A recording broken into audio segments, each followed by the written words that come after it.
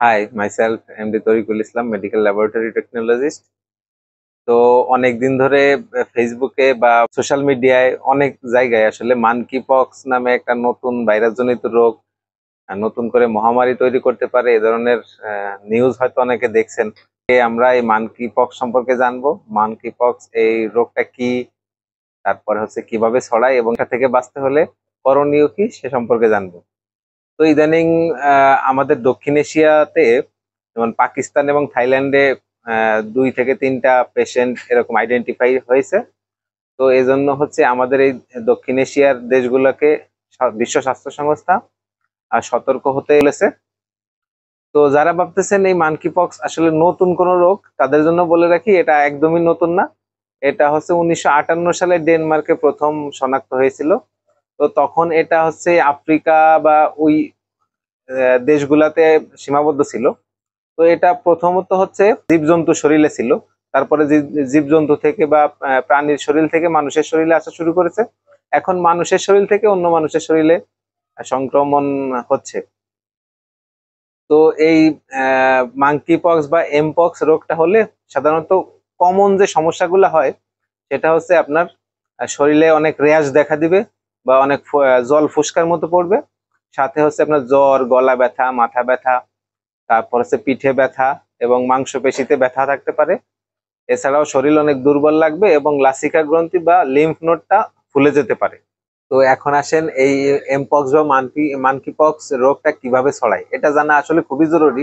কারণ আপনি যখন জানবেন যে একটা রোগ কিভাবে ছড়াচ্ছে, তখন আপনি সেটাকে প্রিভেনশন করতে পারবেন এবং আপনার মাধ্যমে যেন অন্য কারো না ছড়ায় অথবা অন্য কারো থেকে আপনি আক্রান্ত না হন, সে ব্যাপারে আপনি অনেকটাই সতর্ক থাকতে পারবেন। তো প্রথমেই বলে নেই যে আক্রান্ত যে কোনো ব্যক্তির সংস্পর্শে আসলে তার থেকে আপনার এই রোগটা ছড়াতে পারে। যেমন ফেস টু ফেস যদি কথা বলেন অথবা নিঃশ্বাস নেন, তারপরে স্কিন টু স্কিন যেমন টাচ অথবা হ্যান্ডশেকের মাধ্যমে ছড়াতে পারে। তারপর হচ্ছে মাউথ টু মাউথ ছড়াতে পারে। এছাড়াও স্মল রেঞ্জ রেসপিরেটরি ড্রপলেটের মাধ্যমে ছড়াতে পারে।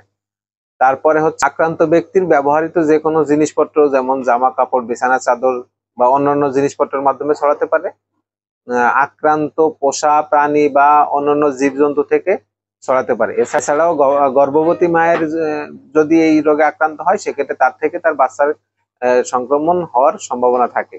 এখন জানবো এটা কিভাবে আপনি শনাক্ত করবেন বা ডায়াগনোসিস করবেন। তো এটা চোখে দেখে ডায়াগনোসিস করা একটু কঠিন, কারণ এই মাঙ্কি পক্স বা এমপক্স এর লক্ষণের সাথে সাথে মিলে যায় অন্যান্য অনেক রোগ আছে, যেমন চিকেন পক্স, মিজেলস, তারপর ব্যাকটেরিয়াল ইনফেকশন যেমন স্ক্যাবিস, তারপর হচ্ছে সিফিলিস। এই ধরনের রোগের লক্ষণগুলোর সাথে অনেকটা এই লক্ষণের মিল রয়েছে।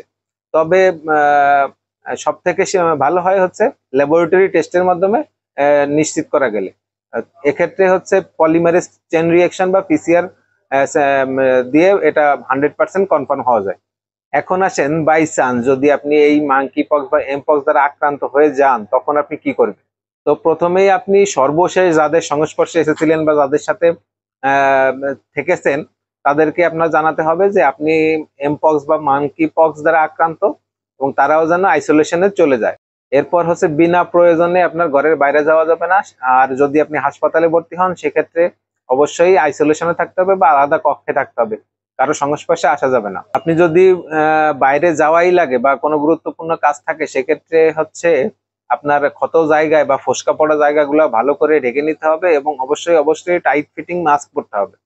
আর যদি আপনি আইসোলেশনে থাকেন বা রুমে থাকেন সেক্ষেত্রে হচ্ছে খোলা জায়গাটাকে ক্ষত জায়গাটাকে শুকনো এবং আম, আহ, খোলা রাখতে হবে। তারপর হচ্ছে আপনার ব্যবহৃত সকল জিনিসপত্র, জামা কাপড়, বিছানার চাদর থেকে শুরু করে সকল জিনিসপত্র আলাদা রাখতে হবে যেন অন্যরা আপনার ব্যবহৃত জিনিস ব্যবহার না করে। এখন জানবো এটা ট্রিটমেন্ট কি বা কি করলে এটার আমরা এটা প্রিভেন্ট করতে পারবো, এ সম্পর্কে জানবো। তো তো এই এমপক্স বা মানকি পক্স এর বিরুদ্ধে সরাসরি কাজ করে এমন কোনো ট্রিটমেন্টের থেকে সাপোর্টিভ কেয়ার বেশি গুরুত্বপূর্ণ। কারণ এই মানকি পক্স এর যদি সঠিকভাবে ট্রিটমেন্ট না করা হয় তাহলে মৃত্যু ঝুঁকি কিন্তু অনিবার্য। এবং সারা বিশ্বে প্রায় বিভিন্ন গবেষণায় দেখা গেছে 100 জনের মধ্যে 10 জন মানুষ মারা যাচ্ছে। তো অবশ্যই অবশ্যই কোনো রেজিস্টার্ড ডাক্তারের পরামর্শ অনুযায়ী ট্রিটমেন্ট নিতে হবে আপনার সিমটম বা সমস্যা অনুযায়ী। এছাড়াও এই মাঙ্কি পক্স বা পক্স এর বিরুদ্ধে ভ্যাকসিন পাওয়া যায়, সেটা নেওয়া গেলে সব থেকে কার্যকারী প্রিভেনশন হবে। আর হচ্ছে আপনার যেটা করতে হবে সেটা হচ্ছে আমরা বিনা প্রয়োজনে ঘরের বাইরে যাব না, এবং গেলে অবশ্যই অবশ্যই মাস্ক পরতে হবে। যেই সব এলাকায় এই ধরনের মাঙ্কি পক্স বা এই এমপক্স আক্রান্ত রোগী শনাক্ত করা যাবে সেই সব এলাকা থেকে একটু দূরত্ব বজায় রাখতে হবে, এবং বাইরে থেকে এসে ঘরে প্রবেশের আগে অবশ্যই হাত ধৌত করতে হবে এবং হ্যান্ড স্যানিটাইজার ইউজ করতে হবে। এছাড়াও আক্রান্ত ব্যক্তিকে যদি পরিচর্যা করা লাগে সেক্ষেত্রে ক্ষত স্থানে স্পর্শ করার আগে এবং স্পর্শ করার পরে অবশ্যই হ্যান্ড স্যানিটাইজ করে নিতে হবে ভালো করে। সবাই ব্যবহার করে এমন জিনিস ব্যবহার করা থেকে বিরত থাকতে হবে। যদি ব্যবহার করতে হয় সেক্ষেত্রে অবশ্যই ব্যবহারের পরে হ্যান্ড স্যানিটাইজ করতে হবে। এছাড়াও আক্রান্ত ব্যক্তির যদি ক্ষত অনেক বেশি হয়ে যায় সেক্ষেত্রে হচ্ছে হালকা গরম পানিতে লবণ মিশিয়ে গোসল করাটা অনেক উপকারী। তারপর হচ্ছে আক্রান্ত ব্যক্তির হচ্ছে যদি ফোসকা বা শরীরে র্যাশ বেশি থাকে সেক্ষেত্রে ওই ফোসকা ফাটানো বা গলানো যাবে না কোনোভাবেই, কারণ এক্ষেত্রে আপনার ওই ফোসকা থেকে বা ওই পানি থেকে শরীরের অন্য অন্য অংশেও ছড়িয়ে পড়ার সম্ভাবনা রয়েছে। তো যেহেতু আমরা কিছুদিন আগেই একটা মহামারী, করোনার মতো মহামারী থেকে মোকাবেলা করে এসেছি, তো মানকি পক্সটা আমাদের জন্য এতটা কঠিন হবে না বললেই চলে। তারপরেও যে সবসময় সতর্ক এবং সচেতন থাকতে হবে, এবং কারো যদি এই ধরনের লক্ষণ দেখা যায় অবশ্যই অবশ্যই স্বাস্থ্য অধিদপ্তরে যোগাযোগ করতে হবে এবং নিকটস্থ হাসপাতালে যোগাযোগ করতে হবে। এক্ষেত্রে স্বাস্থ্য অধিদপ্তর কর্তৃক নির্ধারিত হটলাইন নাম্বার আছে 10655 নাম্বারে অবশ্যই অবশ্যই যোগাযোগ করতে হবে।